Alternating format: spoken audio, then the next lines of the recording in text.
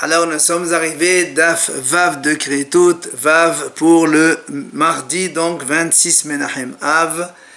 Il nous restait les 5 dernières lignes de He'amud Bet.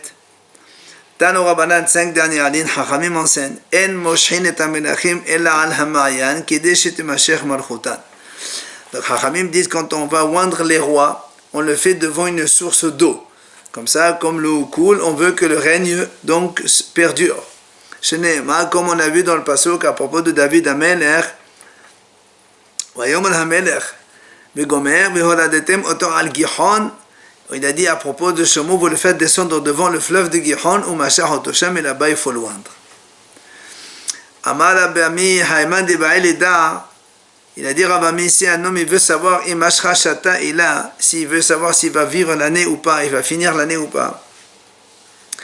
Et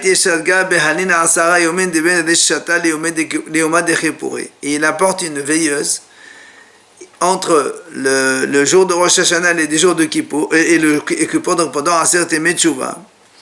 Il le met dans une pièce où il n'y a pas de vent. Si donc la flamme elle continue d'allumer, ça veut dire que il va finir l'année. Celui qui veut faire une affaire, il veut savoir est-ce qu'il va réussir dans l'affaire, oui ou non. Il va donc, il achète une volaille et il l'élève chez lui. Et Shamin Veshafa Neda de Maslah. Et si donc il grossit le poulet bien comme il faut, c'est qu'il va réussir. Un homme qui va aller en voyage, il veut savoir s'il revient en paix à la maison, oui ou non. Qu'est-ce qu'il fait? Il va dans une maison un peu sombre. S'il voit l'ombre à son ombre, il sait qu'il va revenir. Mais la Gemara continue, il ne faut pas faire ce genre de choses. Parce que parce que s'il fait ça, il voit que ça marche pas, que c'est pas une bonne, ça donne pas le bon résultat qu'il veut, il va être triste et son mazal, il va donc à cause de ça aller dans le mauvais sens. Amar Abaye, hashtag de Amnat Simana Mentahi, il vient Abaye, il dit, puisque maintenant tu dis qu'il y a des simanim, un homme il doit donc s'habituer à les mechal resh shata, à manger à Rosh Hashanah, comme nous on fait le cèdre de Rosh Hashanah, la courge, des haricots blancs, des poireaux, des épinards et des dattes. C'est pour donc un bon siman pour l'année. Amaleo Rabbi Shasha dit à ses enfants, quand vous allez étudier chez votre maître, d'abord vous étudiez bien votre sujet, et après vous allez chez votre rab, comme ça vous avez déjà le sujet donc en tête.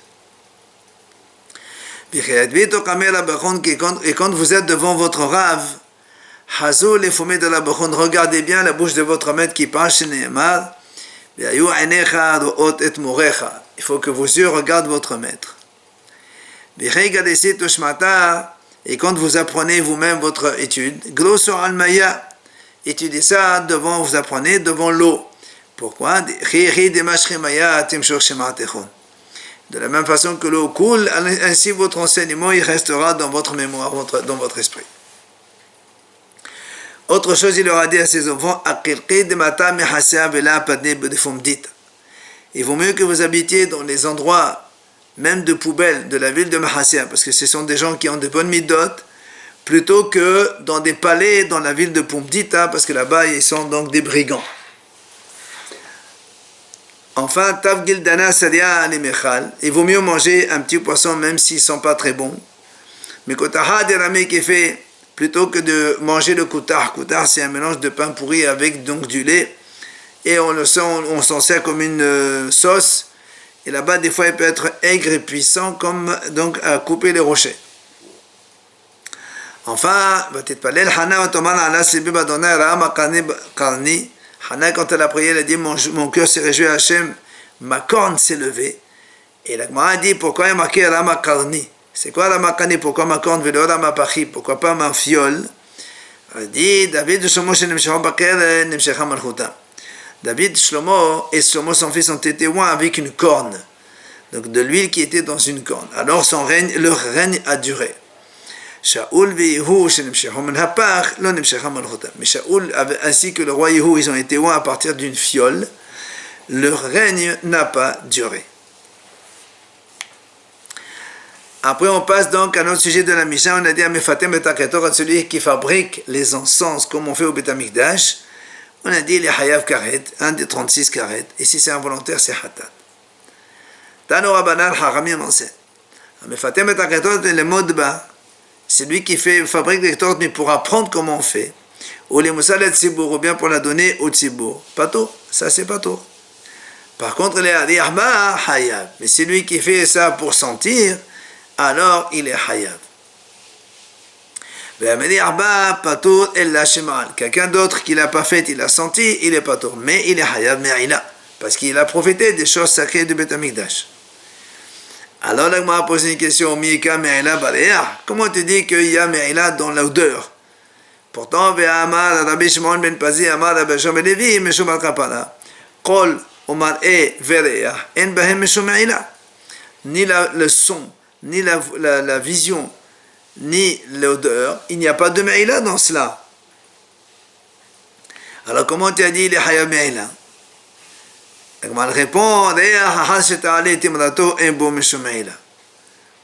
ce qu'il a dit Rabbi Shimon que quand l'odeur il n'y a pas de Me'ila, c'est quand la fumée elle est déjà montée. Et chez Haré, puisque elle est Hadabar Aher, il dit, ça n'existe pas quelque chose que quand on a une mitzvah elle a été faite déjà, après il n'y a plus de Me'ila. Comme ici, il y a donc la fumée elle est montée, ça y est, c'est terminé, donc après il n'y a plus de Me'ila. Mais avant, oui. Alors là, on m'a dit, ah la mala, pourquoi tu dis non? Que même si la mitzvah elle a été faite, il n'y a plus de Me'ila.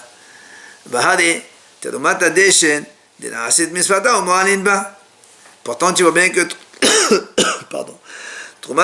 Quand on prend les cendres tous les matins et on les met en bas à côté du Mesbéa. Et là-bas, on sait que le Trumat Adeshen, les sacrifices se sont déjà brûlés. Et pourtant, là-bas, il y a marqué Mo'anin Ba, celui qui prend les Deshen et les Mo'el. Et alors que c'est terminé déjà. Alors là, moi, je réponds, là-bas, c'est différent. Pourquoi? Meshum, Dahavet Trumat Adeshen, Verdi Kehuna, Shenek Tovim Habam, Ki Ahad Rosh, Shenek Tovim Habaim, Ki Ahad En Melamedim. On m'a dit parce que Trumat Hadesh ainsi que les vêtements des Kohanim, c'est marqué aussi, quand le Kohen Gadol il a fini de service à Kippour, on n'a pas le droit d'utiliser ses vêtements. Alors comme il y a la Trumat Hadesh et les vêtements des Kohen, quand il y en a deux psukim dans laquelle la Torah a dit on n'a pas, donc quand on a fini, il n'y a plus rien. Mais là-bas la Torah a dit qu'on n'a pas le droit de l'utiliser. Alors c'est que ces deux-là, et on ne généralise pas à tous, à tout le reste. Alors, on a dit, Haniha, les Rabbanan, ce que tu viens de dire maintenant, c'est valable pour les Hachamim, qui eux ont dit justement que les vêtements de Kohen Gadol n'a pas le droit de les utiliser. Et là, les Rabbi Dossa, mais pour Rabbi Dossa, il a dit qu'un autre Kohen il peut les utiliser. Alors, pourquoi on ne généralise pas donc? Plutôt, pourquoi tu dis que quand l'odeur elle est terminée, il n'y a plus de Me'ila, alors que Trumat Hadeshen, il y a Me'ila?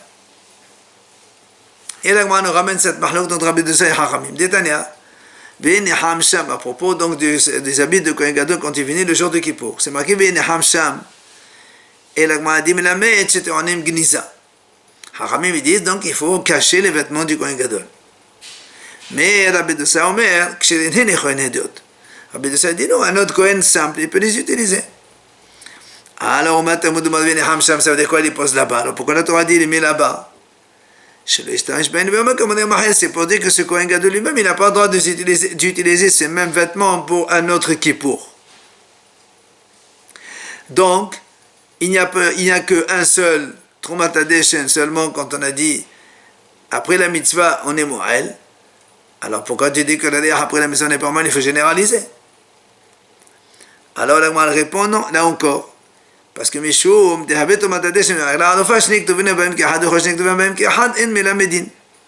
parce qu'il y a Trumat Hadeshen, mais il y a aussi la génisse fondue. Que là-bas aussi on dit que quand on a fait, on n'a pas le droit de profiter. Et comme il y a deux sujets seulement dans lesquels la Torah dit après avoir utilisé, on n'a pas, après avoir fini le service, on n'a pas le droit de les utiliser, il n'y a que deux et on ne peut pas généraliser à tout le reste. Alors il m'a dit, c'est quoi ton matadeshen? Netanya, c'est marqué dans le pasuk, Vesamo etzel ha-mizbeach. Le trumat de deshen, quand on a la sorte, il y a marqué, on le met devant le mizbeach. Et là aussi, la Gemara dit, Menamed, c'est en igniza, ça veut dire qu'il faut le cacher. Qu'est-ce qui est marqué dans l'Arufa? Netanya, ve'afu sham et ha'echla banah. Il est marqué, ils couperont là-bas, ils fondront là-bas la génisse fondue. Et donc on a deux psukim dans lesquels il y a marqué là-bas, il ne faut pas les utiliser après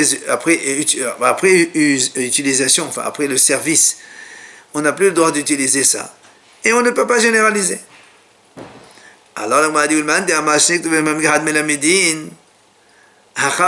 et même celui qui a dit, même quand il y a deux psukim, on peut généraliser, ici on ne peut pas le faire. Pourquoi? Parce que il y a deux méroutes. Ça veut dire que dans les deux sujets ici, il y a deux exclusions. La Torah elle a exprimé ça. On le mettra. Tu vois bien, que celui-là et pas autre chose. Dans la Arufa, il y a marqué ha'arufa. Seulement celle-là, la génisse fondue, on n'a pas le droit d'utiliser après. Mais d'autres choses, non. Tano Rabanan, Hachamim enseigne. Plutôt Marketoret, comment on fabriquait les encens de Beth Amidash. Alors on le cite Hatzori, Vatseporen, Ve'ahibena, Ve'alevona. Cela, il faut prendre Mishral Shivaim Shemamane, donc 70 manées. Après, Mod, Oksea, Shebotnet, Vechalkom. Là, il faut prendre Mishral Shesha'asa, Shesha'asa manées, donc 16 manées. Ensuite, Hakos Shinemasa. Kelufa Shelosha. Kenamon. Bodit, ce sont les 11 encens. Mais à côté de cela, on ajoute Bodit Kashina, 9 kabines. Et un kafrisin, c'est un telata, kabin telata, 3 CA et 3 kav. Le vin de kafrisin. Et l'agmadim, il y a un kafrisin. S'il n'a pas du vin de kafrisin, mais il apporte du vin blanc vieux.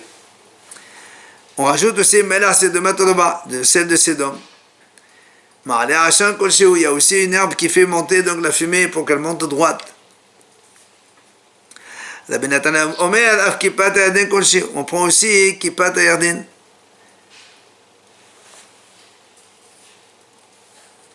Kippat Ayardin, c'est les herbes qu'on trouve là-bas, c'est de la rose du Yarden.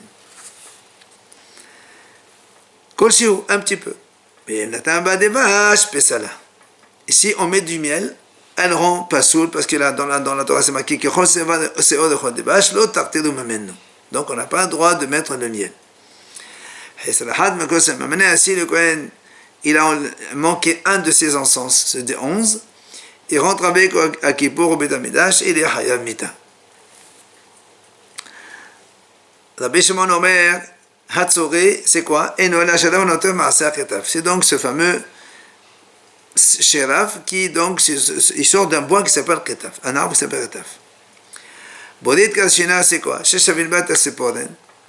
Donc on dit avec Tziporan, c'est le girofle, qui est déchété pour qu'elle soit belle. Et Kafdessin, c'est son ébot Tziporan qui est déchété Aza. Dans le vin de Kafdessin, on trempe là-bas les Tziporan pour qu'elle soit puissante. Mais pourtant les urines c'est bon pour cela. Et la c'est pas ça, c'est pas kavod de rentrer les urines dans le Beth Amikdash. Et donc la Gemara dit mais c'est allé à partir de là donc c'est aide de Rabbi Yosef Rabbi Hanina de Amar. Kodeshi Kodeshi lachem kol ma'aseh lui là-bas Kodesh. Rabbi Yosef lui dit que la fabrication des encens se fait dans la Hazara de Beth Amikdash. C'est pour ça qu'on a dit on n'a pas le droit de rentrer les urines dans la Hazara. Alors sur cela Gemara objecte mais TV Hamak Deshnechasa aussi, quelqu'un, il sanctifie, il consacre tous ses biens au Beth Amikdash. Et dans ces biens-là, il y avait des choses aptes pour les sacrifices publics. Qu'est-ce qu'on fait avec? On donnera aux artisans qui travaillent au Beth Amikdash comme salaire. Alors là, elle explique, c'est quoi ces Dvarim Oyin qu'on a dit aptes? Maïnin, c'est quoi? Si tu me dis, eh bien, si c'est des animaux, t'en allais dans la Mishnah, on va voir qu'est-ce qu'on fait avec. Et il y a notre Shalmani Moussalo, ou Slatot, donc du vin, de l'huile ou des semoule, t'en allais là aussi, on enseigne pourquoi. Alors c'est quoi qui reste que tu me dis, c'est apte pour les commandants de Tzibour, on le donne aux artisans pour leur salaire. Et la lave ketoret, n'est-ce pas? Il s'agit des encens, et donc, qu'est-ce qu'on fait avec cet encens? On va la consacrer au Beth Amikdash, donc ça veut dire qu'elle appartenait à un privé chez lui, et donc il avait chez lui à la maison. Et nous, toi tu as dit qu'on la fabrique dans la Hazara, dans la cour du Beth Amikdash. Amar Rabbi Yoshaya, il vient Rabbi Yoshaya, il répond, il dit non. Ici, en fait, il s'agit ici des encens qu'on a fabriqués dans la cour du Beth Amikdash. Et comme il en reste, toutes les années, il en reste un petit peu, puisque il y a Shloshah Manim qui reste, et que le Kohen Gadol, le jour de Kippour, il prend Mervna, et donc il va rester toujours un petit peu.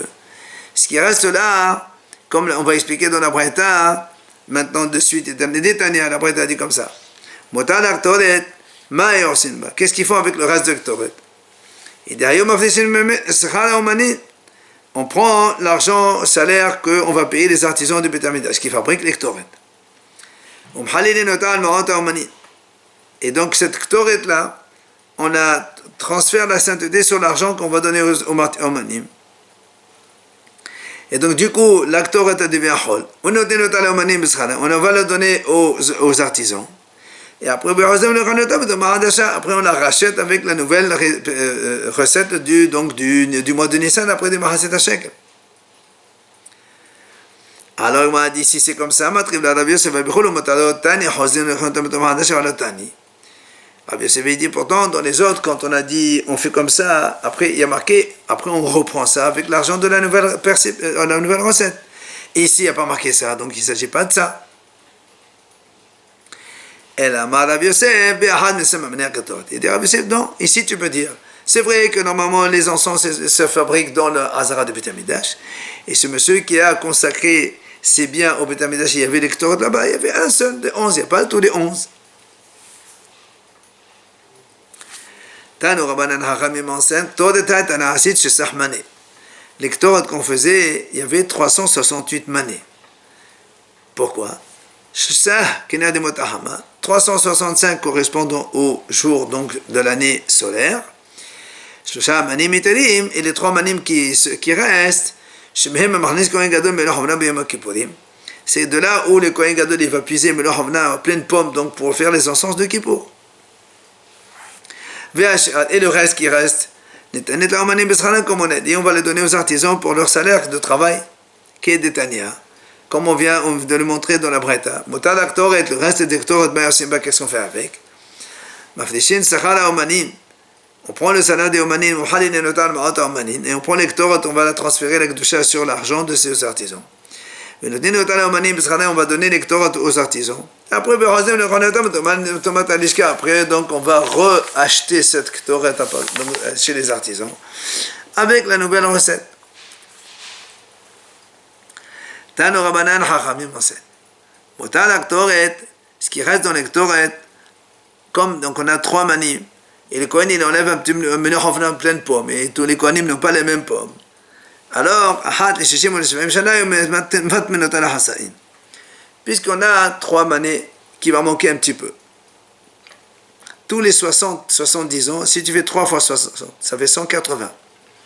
180, 185, 175. Ce qui fait que, une fois tous les 70 ans, on fabrique que la moitié du contenu des Ktoret. Puisqu'il nous reste en 70 ans une moitié, donc on fait que la moitié, les fichar. C'est pour cela que comme dans le Beth Amikdash, il arrive qu'on fasse la moitié de la dose, Rabbi Shimon Gamliel dit comme ça, celui qui fabrique la moitié seulement des encens, il est aussi hayab, parce que nous aussi, il nous arrive de faire cela. Aval, mais si lui qui fabrique le tiers ou le quart de la dose de Ktoret, ça n'existe pas dans le Beth Amikdash. C'est pour ça que celui qui fait ça, il n'est pas tôt. Mais Hachamim ils disent non. chaque jour on préparait la dose et on la rentrait au Beth Amikdash et on la faisait, ce qui fait que donc même un Yahid il n'a pas le droit de faire ne serait-ce qu'une seule dose d'un jour. Mais ça y est, allez les Rava, cela aide ce qu'il a dit Rava. Que Rava il a dit שפתמו לכתובת שפתמו לחסן חייב, תכתיב בהקדות שתעשה כל שתעשה. והיה אפשר עבדה פרס בשעת מן הרבים. Rava il a dit effectivement que l'électorat, même si on fait une partie seulement, puisqu'on a mis la moitié le matin, la moitié l'après-midi, même ça, il est hayav sur cela. Tano Rabbanan, Chachamim disent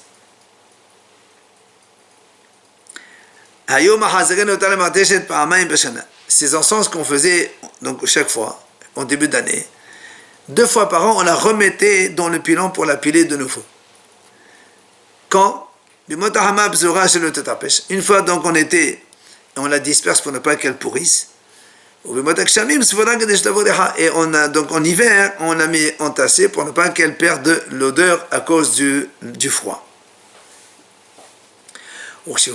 Et quand il la pile, Omer, c'est celui qui fait ça, il parle. Il dit, il parle, il faut parler pendant qu'on fasse, quand on pile donc les encens. C'est Abba Yossi qui a dit cela.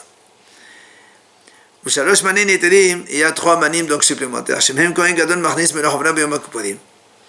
Donc là où les Kohen Gadol il va prendre 3 manim, donc il va prélever ses pleines pommes pour le jour de Kippour. Là, il la remet de nouveau dans le pilon la veille de Kippour.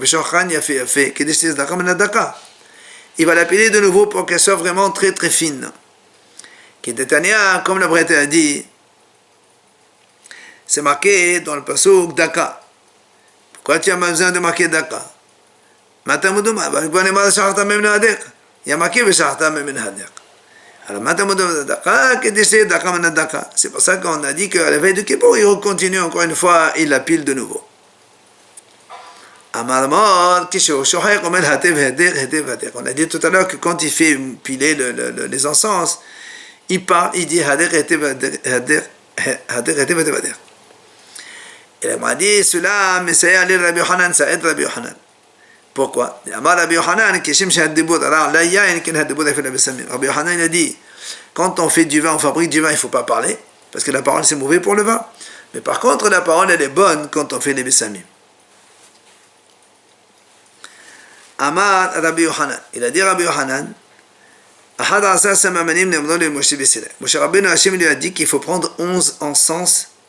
Il a étudié ça dans le mont Sinaï. Amar Abuna Me'ekra, il a dit d'où tu apprends ça dans le pasuk? Il y a marqué car les samim, samim au pluriel minimum c'est 2. Nataf Shel Tahel Bena, ça fait 3, ça fait 5. Ha Hamisha. Après il y a marqué de nouveau samim, Ahrin et Hamisha, puisqu'on est passé donc sur 5 encens, de nouveau samim, ça fait 5. Ah Asara, ça fait en tout 10. Donc avec les Vonazaka, ça fait 1 et donc ça fait 11 au total. Alors le Gemara dit pourquoi on ne dit pas Samim Klal? C'est donc généralité. Après Nataf Shadhal Bena Prat. Ça c'est on te donne les détails 3 encens différents. Samim de nouveau Hazal ou Klal. Et donc de nouveau généralité. Nous on a le principe Klal Ufrat Ukhlal. Quand on a une généralité, particularité, généralité. Et on ne peut donc faire que les prates. C'est-à-dire quoi? Ma prat me fourrage de la même façon que les 3 encens cités. Ce sont des encens d'abord sur Ketel, Berolev et de Honodef.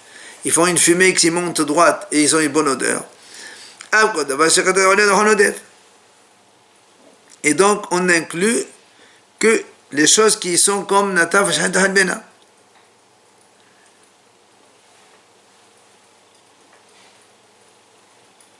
Et donc il amène toutes les encens qui sont comme ça. Si tu me dis non, dans ces cas-là, on écrit un seul détail, pourquoi tu as besoin d'écrire Natav Shahad Halbena? 3 détails, tu n'as pas besoin, un seul suffit. On m'a dit non, là on a besoin d'écrire les 3 détails. Pourquoi?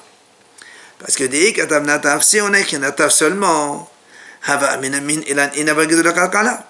tu m'aurais dit Natav, ça vient de l'arbre, donc je ne peux pas mettre une encens qui vient de la terre. Mais c'est pour ça qu'on a écrit Shhelet qui vient de la terre.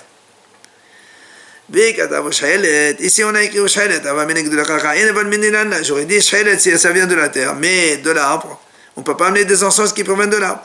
Et mal, mais c'est pour ça qu'on a marqué Nataf aussi, on a marqué Nataf et Shhelet. Maintenant, Behel Bena, pourquoi on a marqué? Et les goufets, c'est pour elles-mêmes, pourquoi? Parce que les goufets Atam punissaient de Hara. Donc tu vois bien qu'on aurait pu marquer Klal ou Flatorlal. Et on aurait généralisé, on aurait mis tout ce qui est plate avec il y a une fumée qui monte et une bonne odeur. Elle m'a dit, si c'est comme ça, si peut faire Klal ou Flatorlal, mais Kahlecha Nafkhali, il y a marqué Kahlecha, tu n'as pas besoin de marquer Samim. Or, si la Torah a marqué Samim, c'est bien pour dire le compte qu'on a fait nous, c'est-à-dire Samim 2, après Samim 5, et après 1, ça fait donc autour 11. Alors, on m'a dit, mais pourquoi on ne dirait pas Samim Samim Kadmai? Si tu as dit que le Samim, le premier, c'est minimum 2, pourquoi on ne dit pas aussi les autres Samim? Le mot Samim, le deuxième, il y a marqué, c'est aussi 2. Toi, tu as dit c'est 5. Pourquoi on ne dit pas 2? Alors, on m'a dit, si c'est comme ça, si c'est comme ça, la Torah aurait dû marquer Samim, et après, Natav Vashat Halbena. Si la Torah a marqué Samim, Natav Vashat Halbena, Samim, c'est que le deuxième Samim, il regroupe tout ce qu'il y avait avant, donc ça fait 2 plus 3 égale 5, et donc de nouveau 5. Devi Rabbi Ishmael Tani, on enseigne, Samim, Klal. Effectivement, donc c'est une généralité. Natav Vashat Halbena Prat. Les trois, c'est un détail. Samim, Hazad, Klal, Prat.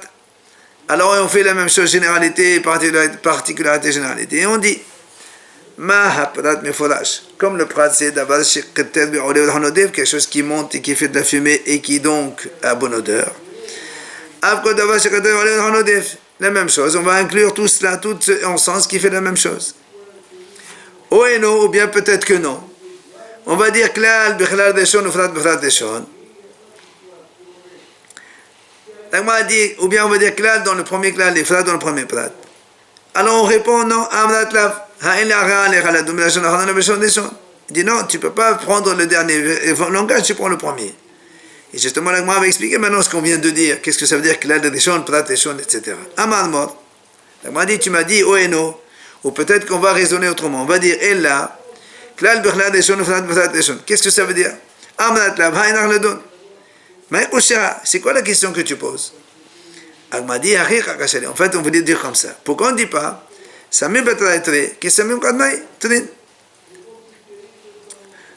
comme on a dit, comme les samim après, pourquoi on ne dit pas le samim deuxième, c'est 2? Comme le premier samim, tu as dit 2, comme on a posé la question d'ailleurs. Hadad Veshani Ketchanin, on a répondu comme on a dit nous, sinon on aurait marqué Natav Vashat Halbena après les 2 fois Samim. C'est ce qu'il a dit, de Kim Ken Nechtovra Samim, Natav Vashat Halbena. C'est ça, Klal Bichlal Deshon. Et après la question, Maï Prat Bichlal Deshon, c'est quoi la question que tu as dit Prat Bichlal Deshon? Achik Arachali, voilà comment il faut poser la question. Mene la note Yalfim Nataf. On a dit le mot Nataf, donc ça vient de l'arbre. Ceux qui posent dans la terre, ça vient, donc on apprend ça de Shhelet. Alors il m'a dit, pourquoi on n'apprendrait pas aussi de l'Evonazaka? Comme quoi, c'est-à-dire des Nete Davashe de Hanodef. Pourquoi on ne dirait pas la même chose? Que l'Evonazaka, c'est quelque chose qui sent bon, même s'il n'y a pas une fumée qui monte à droite. C'est ça, Prat Deshon. Amar, Hadal Amar, si c'est comme ça. Pourquoi l'Evonazaka on l'a mis à la fin? On a qu'à la mettre au milieu de Samim, l'Evonazaka, avec les autres. On dit Natav Vashat Halbena ou l'Evonazaka, et après on apprend. L'Agma dit non, c'est pas possible de faire ça. Et qu'elle fait l'Evonazaka Bimetzraé. Si tu fais le Bonazaka avec Natav Vashat Halbena, viens te dire ça. Ça veut dire qu'après on va voir Samim 2. Natav Vashat Halbena ou le Vona ça fait 4 ou 6. Et le Samim après ça fait encore 6, ça fait 12. Nous on a dit que 11. Alors on m'a dit on m'a dit non, il y a une solution, c'est que tu marques Natav Vashat ou le Bonazaka. Et le Vona tu le mets à la fin.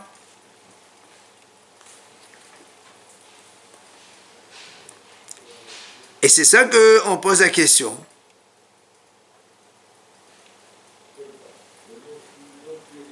Pourquoi on n'a pas marqué comme ça? Et donc le fait que la Torah n'a pas marqué comme ça, hein, donc tu ne peux pas prendre des encens qui ne sont pas métamètres vérolés, c'est-à-dire qu'avec une fumée qui monte. Les shakish aman migoufa. Shakish dit on n'a pas besoin de ça. Mal la chon ketor. Ça veut dire quoi le mot ketor? D'abord ce côté vérolé, c'est quelque chose qui fait une fumée qui monte. Amar Rabhana Rabhana au nom de Rabbi Shimon il dit kol ta'anit shem ba Shai Israël et na ta'anit. Toute ta'anit, tout jeune, dans lesquels on ne fait pas participer les Réchaim d'Israël, ça ne s'appelle pas une ta'anit. La preuve, c'est la hilbena de hala. Puisque la hilbena, c'est une plante de mauvaise odeur. Et pourtant, on l'a associé avec les sémanim de Ktor, des encens. Yaman mehacha va'agudato al esesada. Il dit on apprend ça va'agudato. Aguda al esesada. Le monde repose sur l'ensemble des bénis Israël, les mauvais et les bons. Ve'asar b'shem ha'misha, on a dit celui qui oint avec l'huile d'onction aussi il est hayav karet. Tano rabanan. Asar b'shem ha'misha la behema v'kelim pato. Celui qui fait oindre avec cette huile d'onction les animaux ou des ustensiles, il est pato. Même pour celui qui fait oindre un goy ou un mort, il est pato aussi. Alors là, on essaie de comprendre. Je comprends que les animaux et les kilim, si on les fait oindre avec l'huile d'onction d'Irtiban Besaladam lo yisar. Dans la Torah, c'est marqué Besaladam lo yisar. Tu n'as pas le droit de oindre sur un homme. Ou lav Adam. Je comprends. Mais sur les morts aussi, si on fait oindre cette huile d'onction sur un mort pato, parce que des fois, un mort il s'appelle plus Adam. Et là, mais pour le point, pourquoi tu as dit si on fait oindre un goy, on n'est pato? Le goy aussi c'est un Adam. Alors on m'a dit non, là c'est pas un âme. Dirti be'atena sonné son manaïté Adam atem. Hachamim disent atem klim Adam, et nav de kramim klim Adam. Vous êtes Adam, mais pas les goyim, donc c'est pas ça qu'on n'est pas tôt sur un goy. Alors il m'a dit, pourtant, quand les bénis Israël les ont conquis les biens de Midian, il y a marqué aussi Adam, 16 000 prisonniers, il y a marqué Adam, c'est des goyim. Là-bas c'est pour faire le calcul entre les animaux et les hommes. Là-bas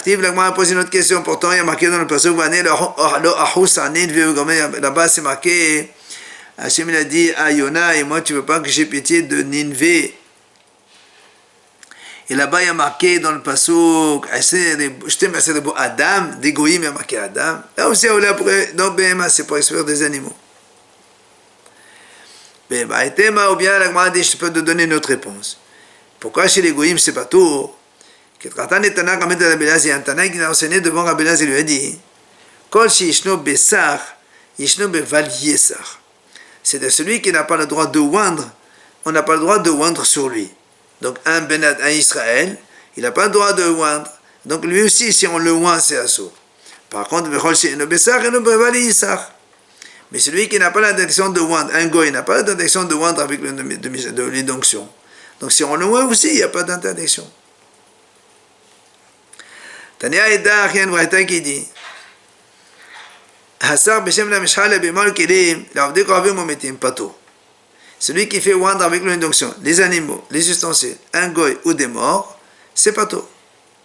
Maintenant, l'Amlachim et la Kohanim, celui qui oint des rois ou des Kohanim,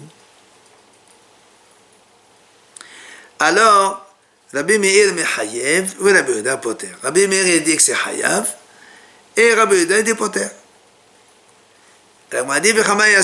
Combien il oint pour qu'il soit Hayav? Combien la quantité? Rabbi Meir Omer Kol Shehu. Rabbi Yehuda Omer Kazet. Rabbi Meir dit même un petit peu, c'est Hayav déjà. Rabbi Yehuda non, il faut Kazet minimum. Alors, la s'étonne comment tu dis Rabbi Yehuda Kazet, Ve'amar Rabbi Yehuda Patur. Rabbi Yehuda lui dit Patur. Alors, on a dit non, qui n'est pas Rabbi Yehuda Gabi Lachem Bekohanim. Gabi Hediot Mechayev. Il dit, Rabbi Yehuda, quand il a dit Patur, c'est sur les rois et les Kohanim, mais sur un homme, il est Hayav, c'est pour ça que Rabbi Yehuda a dit Kazait. Alors, il m'a dit,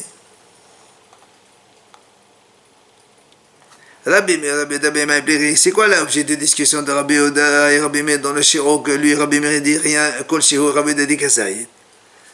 Amar Rabbi Yosef Behaplir. Rabbi Yosef dit dans cela, il discute. Quoi? Rabbi Meir Savan Al Besar Adam Lo Yisa active. C'est marqué Al Besar Adam Lo Yisa. On ne met pas sur la chair d'un homme. Urti, Vachedeten, mais Meno Hazar. C'est marqué aussi celui qui met sur un étranger. Ma Sicha Kol Shehu, Afnetena Kol Shehu. Comme Sicha, même un petit peu, tout petit peu, c'est assourd. Alors, Netena aussi, c'est un petit peu. Rabbi Yehuda, lui, il dit non. Ça va, il y a fait Netena de Hazar, Netena d'Al. Et comme c'est marqué Netena, mais maintenant Hazar. On apprend ça d'un autre mot, Netina, de façon habituelle. Or, Ma Netina de Alma Kazet, quand on donne, en général, par exemple, quand on donne les tromotes pour les Kohanim, etc., il y a marqué Kazet minimum.